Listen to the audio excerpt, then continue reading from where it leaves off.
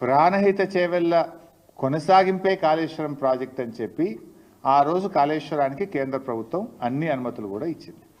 ఇట్లా చాలా ఉత్తరాలు రాశారు. చివరికి మనం తుమ్మిళ్ళ లిఫ్ట్ ఇరిగేషన్, మన భక్త రామదాస్ లిఫ్ట్ ఇరిగేషన్ కట్టాం గోదావరి మీద. భక్త రామదాస్ అనేది కూడా ఆల్రెడీ ఉన్న ఆయకట్టే, అది ఎస్ఆర్ఎస్పిలో భాగంగా ఉన్న ఆయకట్టుకు టేలెండ్కు నీళ్లు రావడం లేదని మనము చిన్న లిఫ్ట్ పెట్టి పాలేరు నియోజకవర్గానికి నీళ్ళు ఇచ్చాం. ఈ లిఫ్ట్ కూడా ఆపేయాలి, దీన్ని రద్దు చేయాలి, ఈ లిఫ్ట్ కట్టనీయొద్దు అని చెప్పి కూడా అప్పటికి ఆంధ్రప్రదేశ్ ప్రభుత్వం కేంద్ర ప్రభుత్వానికి సిడబ్ల్యూసికి లేఖ రాసింది. ఇట్లా చాలా లెటర్లు.